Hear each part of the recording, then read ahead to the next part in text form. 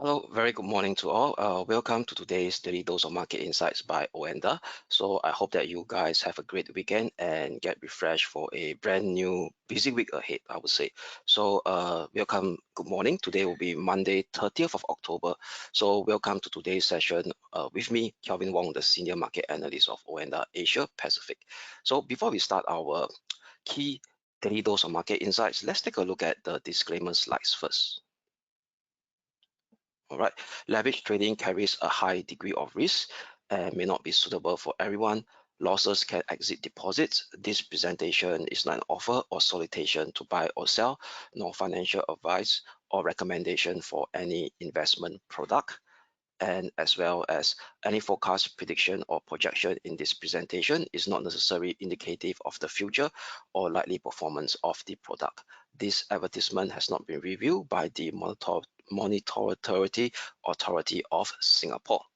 So as usual, this will be our key gist of what I want to cover for our usual daily dose of market insights. Will be a key recap of what happened last Friday, things to look out for this today. So in fact, before we start about the daily dose of market insight, is this week will be a very key week. Why? Because starting from tomorrow, we will start to see a slew of economic data and event ranging from key central banks monitor policy decisions with the Fed and as well as Bank of Japan, which will be primarily impacting the dollar yen side of the story, and as well as key corporate earnings news. We have Apple. Why Apple is important?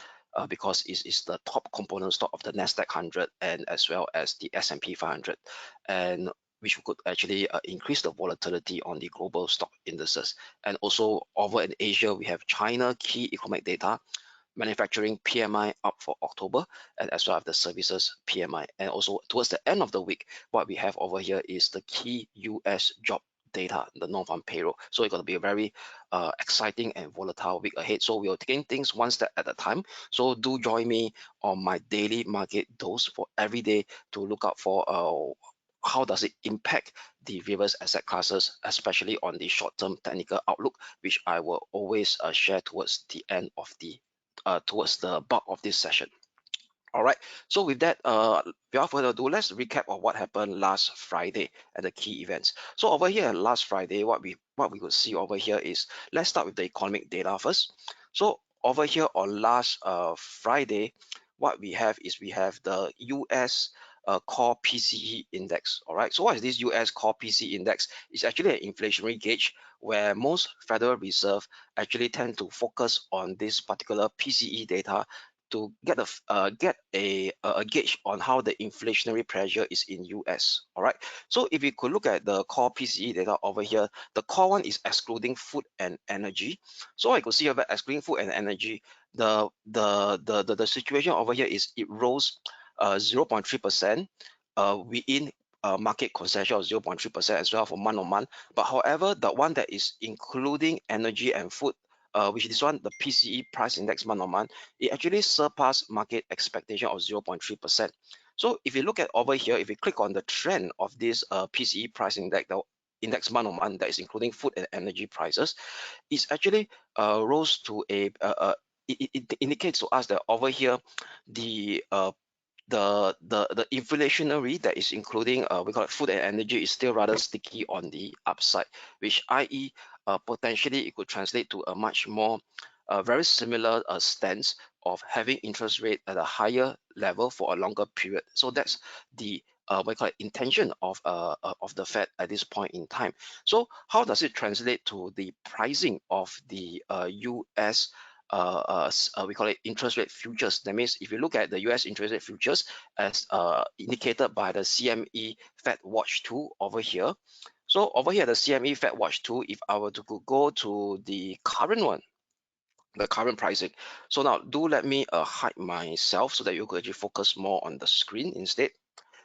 Okay, so let me enlarge my screen. So for this coming Wednesday FOMC meeting, the outcome. So this coming FOMC meeting outcome, this Wednesday there will be no dot plot. That means no key economic projection. The key thing is only Fed Powell press conference after the decision. and the release of the statement. So for sure, right, on the 1st of November, which is Singapore time, it will be Thursday, what we could see over here is that there's almost a done deal saying that the Fed will maintain interest rate at 5.25% and 5.5%. That means there will be no interest rate hike. Okay, no interest rate hike. Okay, almost the same about a week ago.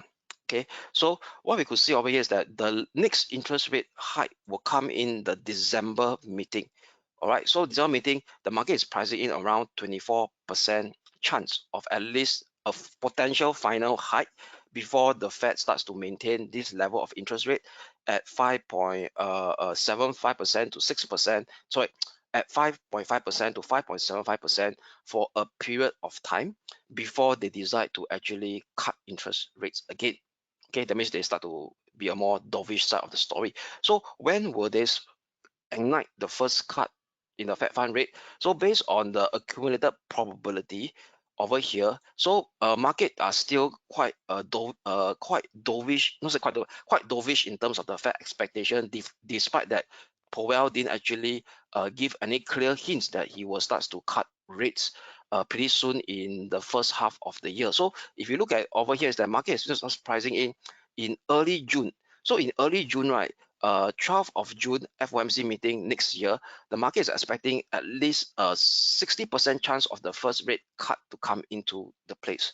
So it seems to me that this pricing is still rather dovish. So if Fed Chair Powell, right, it's very important that this coming we call it FOMC meeting on Singapore time early Thursday, the press conference of Fed Chair Powell will be pretty much pivotal on guiding the latest monetary policy framework into a market participant mindset. So if it starts to be much more firm in terms of keeping rates at a higher level, without any giving any clear indication that the first rate cut will come in June next year, potentially, right, what we could see over here is that we may start to see a downward expectation of this easing a probability to go down to below, I said maybe below 60%, maybe back to 40 to 50% earlier on.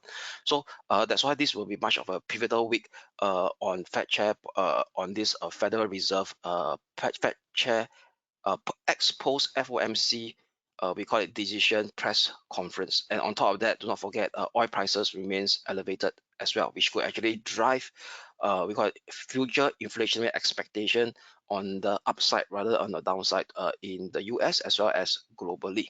Okay, so now what other key events to look out for? So this is the key event that took shape on last Friday, and also based on that, we start to see the market, the S&P 500 actually mostly are in the red, except for the fact that we see pockets of green in the key mega cap stocks. Why? Because the key mega cap stocks, actually the Nasdaq 100 actually on before Friday on Thursday, it plummeted close to the 200-day moving average, giving a bit of what I call technical rebound that actually takes shape on this kind of a self-fulfilling prophecy at this key level, 200-day moving average.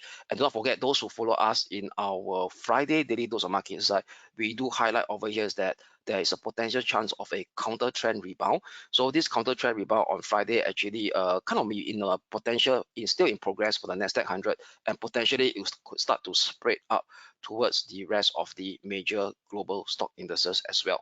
Okay, so with that, right, but however, this is a short-term counter trend rebound narrative, because we know that from a technical analysis perspective, price action don't go up in a vertical fashion and don't go down in a vertical fashion as well. They oscillate within trends. So, but if you look at the longer term trend in terms of the medium term trend and the major term trend over here, is that it seems to us that we are now more on the bearish side of the story than the bullish side of the story. Why? Let's start off with the weakest first, the Russell 2000. So if you look at the Russell 2000 on the daily chart here, for sure, price action on Friday closed below the swing low of June and September. From the June or September last year, the Russell 2000 didn't actually shape that similar upward movement as the S&P 500 and the Nasdaq 100 and even the Dow Jones, but instead now it broke below the key support level of June and September of last year, where actually especially September last year, that as that is actually the low that kickstarted that multi-month rally in the Nasdaq 100 and the S&P 500, driven by technology and AI template.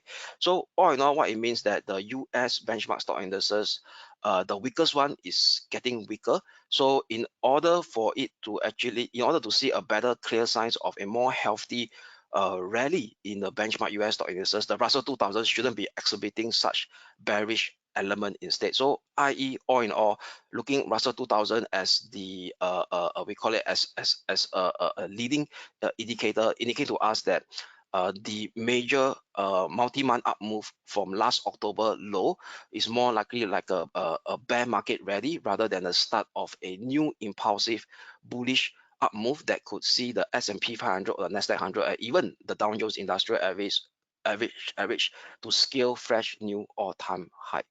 Okay, and also it closed below, very for sure, below the 200-day moving average. So the one that took shape on the Dow Jones as well still remains below the 200-day moving average. All right, this was last Friday price action. So the S&P as well also closed below their 200-day moving average. And what's important over here is that it has also a clear weekly close below this key major ascending trend line from the low of October. So clearly indicating to us that this rally from October last year is more like a bear market rally than a start of a impulsive a bullish run that could see S&P 500 scale new all-time high. So the narrative or the scenario for S&P 500, so the narrative where saying that 13 October 2022, that is the major low for the kickstart a new circular bullish uptrend. That probability is very low right now based on the key technical elements that is being exhibited on the major US benchmark stock indices. All right, but the one that is still holding the fort will be the Nasdaq 100, is still holding above the 200-day moving average. And on Friday itself, it managed to shape this bullish harami candlestick pattern, indicating to us that there could be a increased chance of a counter trend rally to retrace at least certain portion of this recent medium term and minor downtrend phase from the high of 12th of October. So later we will dive in more detail on the short-term technical outlook on the Nasdaq 100. Okay, so these are the key highlights that happened on Friday. So what will take shape today over here is if you look at the economic calendar for today economic calendar will be rather quiet. Like I said earlier on my stock presentation, the heat or the excitement of the economic event or key event will take shape on Tuesday instead. So let's look at the economic calendar. Okay, so for today, right, key data to look out for will be out from Eurozone. So Eurozone, we have this flash Q3 GDP number out from Germany, and as well as Germany flash inflation data as well will be out at 9 p.m. Singapore time, and the GDP flash will be earlier at 5 p.m. Singapore time. And also, if we go to the UK time zone over here, so UK time zone, the daylight savings clock has shifted again. So right now over here is that for UK, the London hours now start, instead of starting at 4 p.m. Singapore time, it now starts at 5 p.m. Singapore time. All right, so now this will be a rather pretty quiet calendar, but however, Tuesday before our usual daily dose that kickstart at 11 a.m. pardon me, every day, earlier before 11 a.m. we have the Japan retail sales number out at 7:50 a.m. Singapore time. Then also that we have 9:30 a.m. the China manufacturing data, PMI data, and the non-manufacturing PMI data that is out at 9:30 a.m. where expectation is still expecting a slight growth trajectory for both of them. All right. Then most importantly, we have the BOJ interest rate decision. So why is it important? Those who actually recall that I highlighted on Friday, there's this dollar yen potentially may start to see a medium term top or reversal at the 105.90 level. So the catalyst that could see potential dollar yen fall could come from this BOJ interest rate decision. For sure, there will be low chance of a change in the negative interest rate policy, that they still have the short-term negative interest rate policy at negative 0.1%, but market participant is very closely monitoring the latest forecast that is going to be released at the same day itself, at the same time tomorrow, for the quarterly outlook report, where there is a high odds that the BOJ officials may start to actually increase the 2024 as well as maybe 2000 chance of 2025 inflation outlook in Japan. And because due to the fact that wages has started to creep up steadily on the upwards trend as well, and also on last Friday the Tokyo core inflation data, that means ex food and ex energy for the month of October rose to another 31-year high. If you could see over here, this level over here, the orange line actually managed to surpass August level and start to print a higher high. Okay, so indicating to us that inflation remains elevated in Japan itself. So that could actually add more pressure in terms of political pressure on BOJ to actually start to give a bit of what I call indication that or plans that they are actually looking for towards at the end of the day to normalize their short-term interest rate. We call it negative interest rate policy. Okay, so with that, that is the key highlights to have to look out for. So right now, let's jump into the technical outlook. All right. So for the technical outlook over here, let's immediately start with the indices first. So on the indices, let's start for Asia side of the story, the Hong Kong 33 index. So on the Hong Kong 33 index, price action going to kind of trade sideways, but now managed to shape a higher low.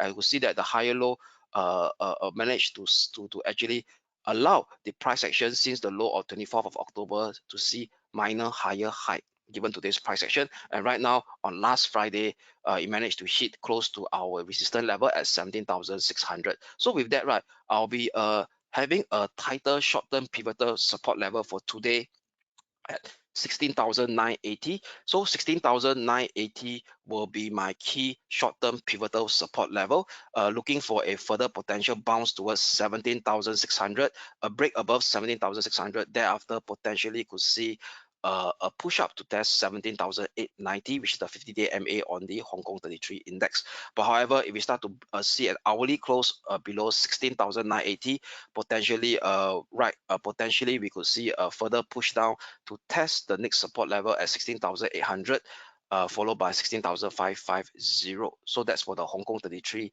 index. So still maintaining that short-term bullish counter trend condition.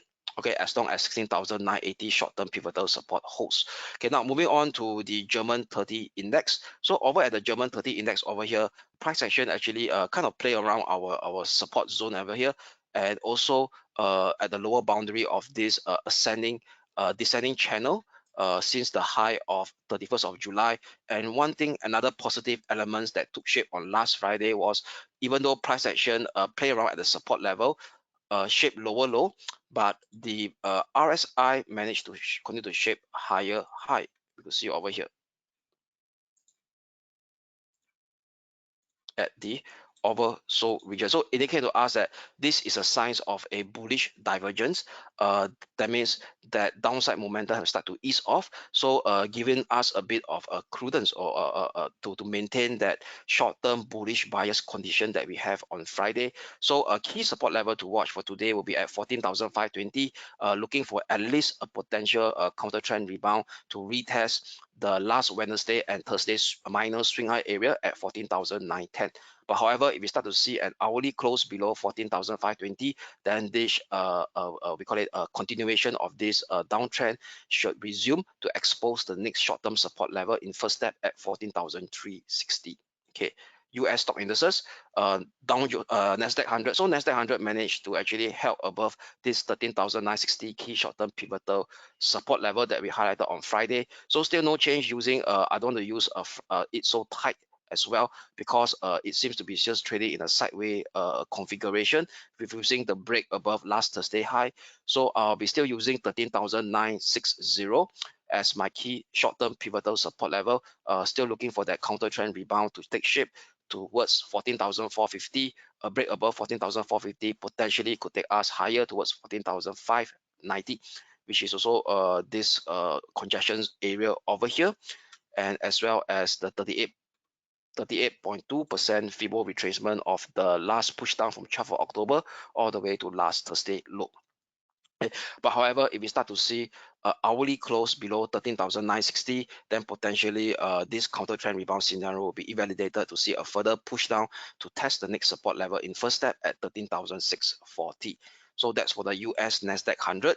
So now moving on, next will be the Dow Jones Industrial Average. So for the Dow Jones Industrial Average, price action actually hit this support level at 32,320. So on that's last Friday low. So I'll be using last Friday low as my key short-term pivotal support level, 32,320 level. Still looking for that counter trend rebound scenario to take shape, potentially to test the first support, this first resistance, which is the swing low area, the former swing low area of 4th of October and 6th of October. Very close to the 36th of October as well, now turns into a pullback resistance level at 32,830. However, if you have an hourly close below 32,320, then this counter trend rebound scenario will be invalidated to expose the next support level at 32,080. Okay, so that's for the Dow Jones Industrial Average. For the FX market on last Friday, market still remains pretty sideways. Weakness in European currency like the sterling dollar and euro dollar, but the dollar strength has started to resume in the dollar weakness has started to kickstart in the Aussie dollar and as well as the Japanese yen. So let's start with the euro dollar first. So on the euro dollar over here, okay, let's take a look at the euro dollar. Okay, so for the euro dollar, right, on Friday is rather trading sideways, still holding below the key short-term pivotal resistance at 10610. So for sure, this was last Friday's high. It actually did a reversal, a minor reversal right below the 0610 level. So for sure, the 0610 level is indeed a key pivotal resistance to watch, at least in the short term. So still maintaining that short-term bearish bias condition, looking for a short-term push down to retest the range support level at 10490. So still maintaining that short-term bearish bias on the euro dollar. So, but however, if we start to see hourly close above 10610, then this short-term bearish bias will be invalidated to see a squeeze up to retest the last Tuesday's swing high area, which is close to the 50-day moving average at 1.0660 / 1.0685. Right, then a very similar configuration for the sterling pound as well. So for the sterling pound, price action actually reacted off the 20-day moving average, also acting as a confluencing at the 1.2180 short-term pivotal resistance we have on last Friday. So still maintaining that short-term bearish bias, still looking for that push down to retest the swing low area of earlier of this month at 3rd of October and 4th of October at 120.50. So maintaining that short-term bearish bias. But however, if we start to see an hourly close above 1.2180, then this bearish bias will be invalidated to see a squeeze up to at least in first step test the 24th of October swing high area at 122.85, maximum 123.30, which is the 28 50-day moving average acting as a resistance and conversing with the swing high area of 11 and 12th of October. So that's for the euro and the sterling dollars. So still maintaining that short-term bearish bias to look for a retest at their lower minor range support level. Okay, so now how about the rest of the currency? Let's start with the Aussie dollar first. So Aussie dollar, we could call last Thursday, we're looking for a push up towards 106395. So now price action is almost hitting that area already. So with that, for today, I'll be turning more of a neutral, we call it a stance, I mean a sideways stance between this 0.6335 and as well as this level over here. That means on to close to today's Monday's swing low area. That means towards close to today's Asia session at this level 0.6320. Okay, this is the level.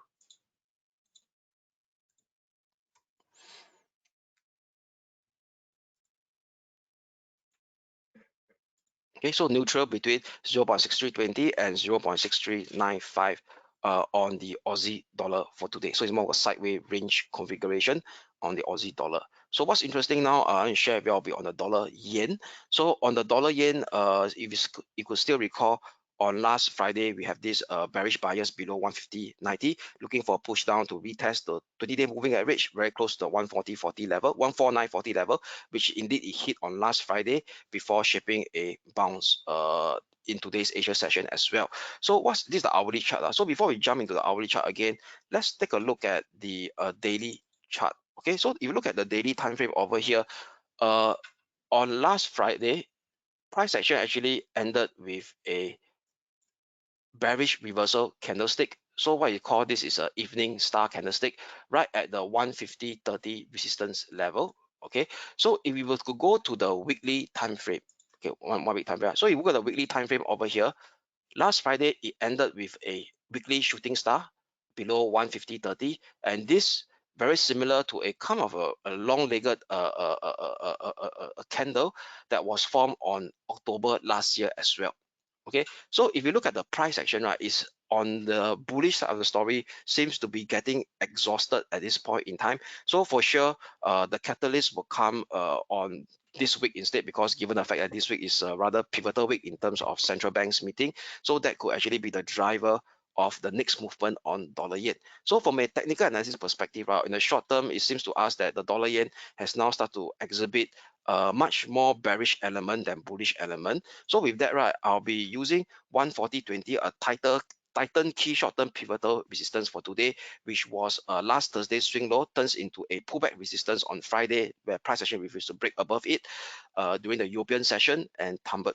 All right, so this level here will be a key short-term pivotal resistance for today. Looking for a retest at 149.40, a break below 149.40 potentially could take us down towards this minor congestion area here at 148.90, which is close to that last Tuesday candle lower candle wick as well.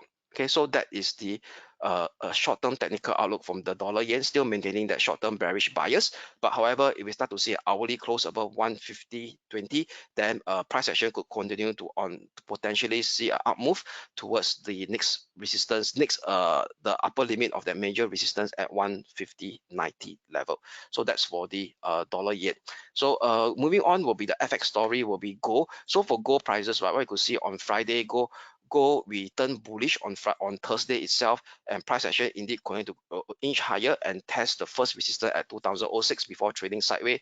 No clear signs of a bearish, bullish exhaustion, with the fact that, except the fact that the RSI starts to exit from the oversold level. So potentially right now there could be at least a minor pullback. So with that, right, I'll be using a much more tightened key short-term pivotal support level for today. So instead of 1957, I will actually tighten it today towards this level here at 1974. So 1974 level will be my key short-term pivotal support for today. So still maintaining that short-term bullish bias on gold itself.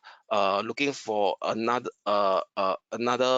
test on the next resistance level at 2028/2037 level. But however, if we start to see a breakdown below 1974, then this pullback could start to be much more deeper to test 1957 and even the 200-day moving average at 1932/1920. Okay, so still maintaining that short-term bullish bias on gold that we have on last Thursday, but however with a tightened key short-term pivotal support for today at 1974. All right, so with that, that's pretty much a sum up for today's daily dose of key insights that I have. So with that, have a great day ahead, and we shall speak again tomorrow. Thank you.